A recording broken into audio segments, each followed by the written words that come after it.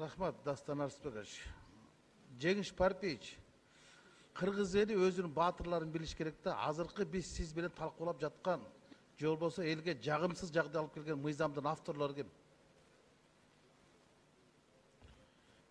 Авторлор ким дейсизби? Кодекстин негизи авторлору бар. Вот бүгүн биз чакырдык эле экөөсүнө, бирок ооруп калганга байланыштуу келбей калышты.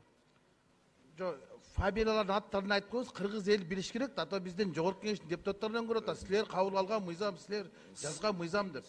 Вот негизи Кимдер жазган? Мына айтыңыздар да. Президенттин алдында атайын жумушчу топ болгон, ошого кимдер кирген? Авторлорун айтыңыз. Сыдыкова Лейла чын турганына жетекедеген 20дан турган жумушчу топ иштеген. Ал буйрук бар, таанышсаңар болот. Мен убактымды кайталап койгон ичинен кетирип койду да. Кыргыз эли билсин кимдер экенин. Эми сиздер өзүңүздөр билбей атасыздар. Кимде мыйзам жазган? Ой, мыйзамды башкы прокурор, ички иштер министри билбейсиңерби? Билесиз да, жумуш топко кимдер кирген? Айтып бербейсизби? Бир-бирден тизмесин. Айтайлы. Окуйлу. Урматтуу Рыскел Чынбекович, биринчиден бул сиз туура айтып кеттиңиз. Бул 2000 ошол мыйзам жазганда президенттик аппараттын немеси менен атайын чечим менен кабыл алынган неме бар экен. Ошол боюнча бул жерде биринчи мыйзамды иштеп чыккан эксперттер жөнүндө айтайын мен биринчи. Бул жерде Сыдыкова Лейла Чынтурганна, Гафуров Анвар Катипович, Дербишалиева Гүлмира Телебековна, Жоробекова Ардыгүл Мамаюсупова, Летова Ирина Витальевна, Мамышев Мыктыбек Солпуевич, Сыдыков Аскат Шаршекович, Сманалиева Алтынай Каныбековна, Сулайманова Назгүл Назарбековна деп. Бул негизинен. Бирок булар иштеп чыккандар. Бирок атайын тегерек столдордо турган, уюштурулган, элдер менен талкуу болгон, билесиз. Баардыгы мыйзам негизинде кеткен.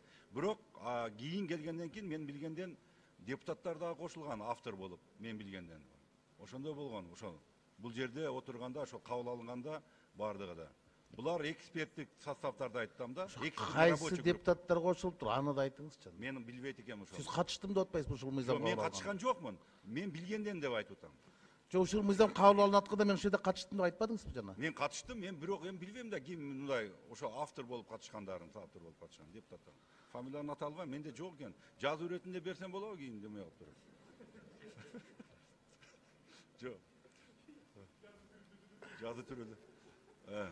Эми ырдаган ырчыды билет да, сөзү кимдики, обону кимдики экен ырдынчы. Силер эчтекен билип эле келип алган айта бересиңер жазуу түрүндөрүндө. YouTube'да мен өзүм да таба алам, Google'дан. Жерде Рыскелдин, мен жекече оюм айтып коеюн, уруксат берсеңиз. Негизинен урматтуу депутаттар, урматтуу Рыскелдин, бул жакшы ой менен жазылган, жакшы жака умтулуу болгон. Туура.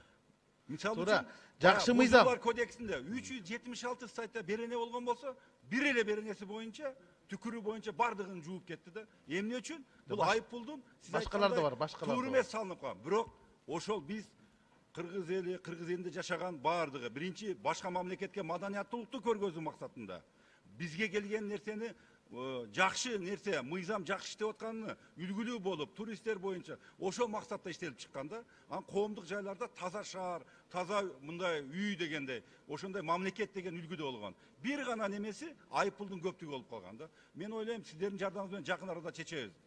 Көпчүлүктүн үнүн угуш керек, элдердин үнүн угуш керек. Мен бул тууру. Ошондуктан бул жерде айтам, толуктоо өзгөртүүлөр болот.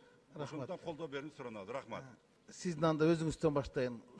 Жана статистика менен айтып атпайсызбы? Канча адам түкүрдү, анан канча өкмөт каражат түшүрдү?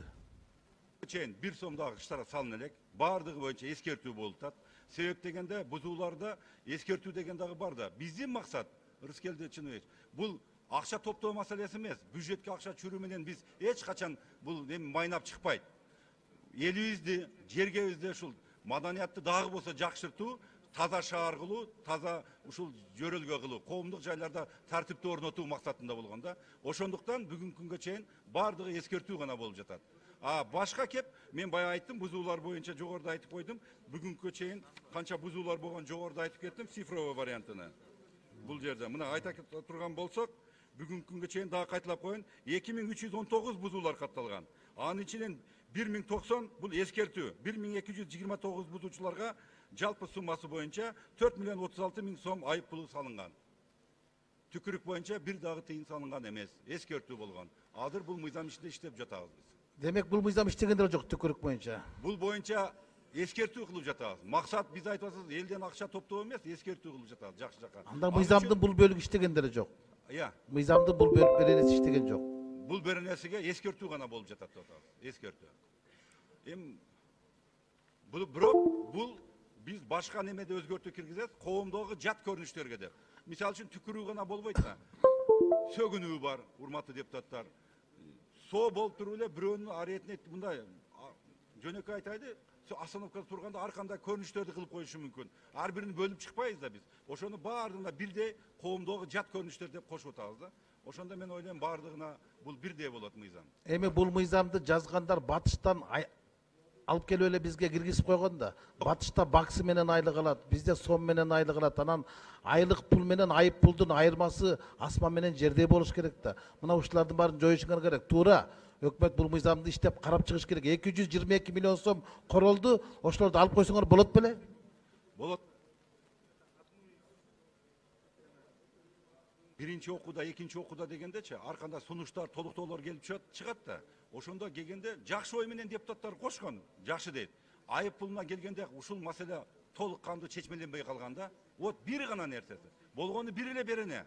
Ошондуктан ушундайлык ажиотаж болуп кетти. Жок, тонировка боюнча айтыңызчы, тонировка боюнча бүгүн кандай болот? Ыйгарым укуктуу боюнча биз өткөндө биринчи окуудан кармап колдоо бердиңиздер, бузуулар кодексине ыйгарым укуктар тууру бөлүнбөй калган. Мисалы үчүн бир министрликке тиешелүү болсо, аны транспорт министрлигине жазылып калган. Ички иштер министрлигине тиешелүү ГРСке жазылып калган баягы выдворениялар боюнча айып пулдан салып. Ошону биз алып кирдик 72 главага, 22 главага сиздер колдоо бердиңиздер. Биринчи окуудан өттү. Келерки жумада экинчи окуудан өтөт. Мен ойлойм жакын арада ишке кирет. Транспорт министрлиги ошол тонировка боюнча канча кишини жоопко тарттыңар? Эчтеке тарткан жок бүгүнкү күндө. Азыр көрдүңөр Бишкекте очурет. Машиналар бар тонировка менен келип. Себеби дегенде бул ылгайым укукту сиз биринчи окуудан колдоо бердиңиз, бул ички иштер министрлигине карайт. Себеби булар толук кандуу ишти алып бара албайт. Бузуулар кодексинде ошондой туура эмес ыйгарым укуктар бөлүнгөн 22 главасы бар экен. Биз өзгөртүү киргиздик да ошого. Биринчи окуудан өттү. Эми аныңыздар деле туура эмес. Ага деле эл нааразы болот. Эми 17500 деген өтө чоң да бул. Эмне боюнча? Баягы тонировка боюнча? Жок, жок. Эмне боюнча? Тонировка. Ичи пайдага немелер боюнча 17500 штрафты айтып атам. Ичпе энес боюнча сиз өзүңүз айтпадыңызбы, Рыскел? Биринчиден ичип колго түшкөн 17500, бул өтө туура деп ойлойм. Себеби азыр күнгө чейин, мисалы үчүн менде данный жок экен, 10 жылда алып чыктым да, жылына 1000ден өлгөндө урматтуу депутаттар. Канчалаган биздин мекендештер өлүп кетти. Бир райондун адамы жок болду. 10 жыл, 15 жылдын ичинде. Силер тескери кылып атпайсыңар. Силер мас болуп туруп 17500 төлөп эртең айда бирөөдү өлтүрөр деп атпайсыңар. Мурун 3 жылга ажыратчы да эркинен. 10 миң сом төлөчү. Силер коммерческий болуп атпайсыңар. Биз өзгөртүү киргизип атпайбыз. Коммерческий болуп атпайсыңар. Силер акча таап атпайсыңар. Кандайча? Штраф төлөп атпайсыңар. Адам өлтүргөн болсо, биз ажыратыш керек да. Жок, ага катуу чара көрүлөт. Айдоочулук койгон мурун ажыратчы. Кылмыш иши козголуп, ал жоопко тартылат. Адам өлтүргөн болсо. Бу мен айтып атам, биз айткан, сиз айткан мыйзам. Бул мас болуп колго түшкөн болсо. Ошол. Анан дагы экинчи учуру бар. Мас болуп колго түшүп туруп, баягы немеге керектүү немеге барбай коюп, свидетельстводон өтпөгөнгө 5,5 миң сом экен. Аны дагы биз 17500гө теңедик. Аны сиз жакшы билесиз. Курсан Сатаров, сиз манас айткандай эле менин убактым барын алып койдуңуз да? Жок, мен айттым да. Кылмыш иши козголот ага. Кур боюнча айтыңызчы, кур боюнча. Эмне үчүн бишкектиктерге 1000 сом, айылдыктарга 3000 сом? Бул айылдыктар эмес. Чет жер мынандай, мисалы үчүн трассасы жок, бул туура эмес деп эсептеп ички иштер министрлиги бүгүнкү күндө баардыгына бирдей айып пул салдык. Аны да колдоо бердиңиз, талкуу болгон. Баардыгына бирдей, кайсыл жерде жүргөн болсо да кур такпагандарга биринчи категория менен айып пул салынат. Башкача айтканда 1000 сом. 10 секунд кошуп койгула. Бул мыйзам жакшы, бирок мен тиги Тынчтык Шайна Урайымов сөзүнө кошсом да, бүгүнкү күндө өкмөттүн ар бир адамы, ар бир кадамы президентибизге карама каршы иштеп аткандай көрсөтүп атасың да, бир гана мамлекет башчынын жаман